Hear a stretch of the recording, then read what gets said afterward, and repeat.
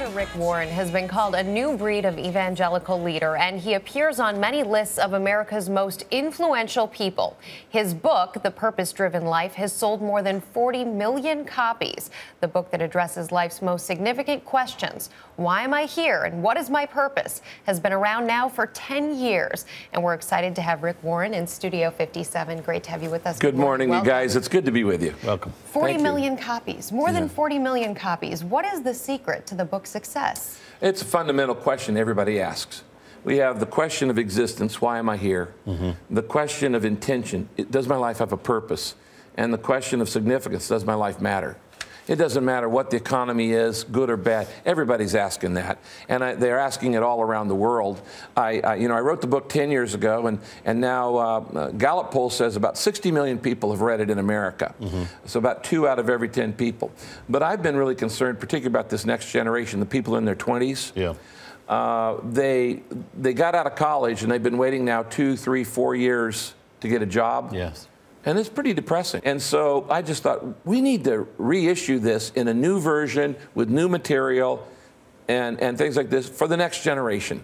And so in 2013, we're going to do a thing called What on Earth Am I Here For? It's a nationwide campaign. For Washington, D.C., perhaps. Yeah, exactly. Well, that raises the question. I mean, we've just been through a presidential election, a very divisive presidential election yet again.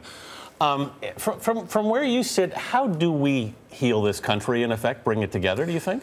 That's a phenomenally great question, because no matter who gets elected every 4 years, half the nation is depressed. Yes. There are divisions that are real and that are deep. But as a pastor, I believe in the good news, which is what the Bible teaches, but I also believe in the common good.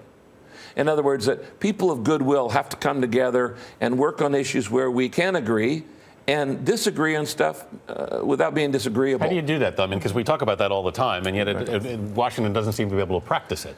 Well, you got to put ego away. It takes a good amount of humility, and you have to put the greater good ahead of your own agenda. Now, in America, nobody gets their way all the time, okay?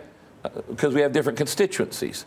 And so we have to learn, okay, you won that one, I won that one, you won that one, but let's work on it. What about the real and deep issues that you talk about, though, where people are diametrically opposed, ideologically opposed? Should people be compromising on those issues?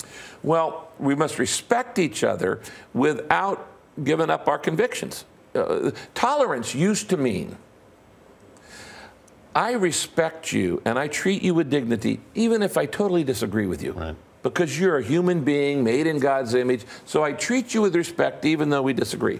Today, a lot of people want tolerance to mean, you must agree with me, otherwise you're intolerant. Well, that's nonsense. If you only love, people say, well, if you don't agree with me, you don't love me, you don't respect me, you hate me, or you're afraid of me. Nonsense. You'll never find anybody who agrees with you completely. Right. I love my wife. She totally disagrees with me on a lot of stuff.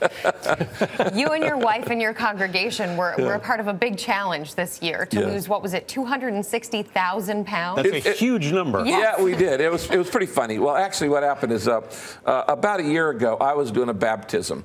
And at Saddleback, we do it the old-fashioned way. We actually put people under the water. Right. That day, I had 862 people to baptize. And that's a lot of weight, okay? And along about number 500. So you're doing this in your own self-interest. Yeah, about number 500, I had a thought go through my mind, and it wasn't a very spiritual thought. It was, man, we're all fat. Has it been getting more difficult over the years? And then I thought, but I'm fat. And I said, I'm a terrible example of this, because I've always had an enormous amount of energy, and I didn't care what I looked like, so I didn't really take care of my body. So the following Sunday, I get up and I said, guys, I need to repent. I said, I have been your pastor. I said, I've only gained 2 or 3 pounds a year. But I've been your pastor 32 years. So I need to lose like 90 pounds. I've lost 50. I need to lose another 40. What's the secret? Yeah. And so what I did is I said, anybody else want to join me? Well, I figured 200 people. 12,000 members signed up. Wow. So I went out and I got 3 different doctors, good friends of mine, Dr. Mehmet Oz, Dr. Mark Hyman, Dr. Daniel Amen. One's Jewish, one's Muslim, one's Christian. I had them help me put together a program called the Daniel Plan. And we lost 260-something thousand pounds this last year. And we'll do round 2 in 2013. So what is the hardest thing for you to cut out of your diet, Ben? Pasta. They don't call me Pasta Rick for nothing. Pastor Rick Warren. Pasta Rick Warren. Pasta Rick. Thanks so much for being with us. Thank you. Thanks.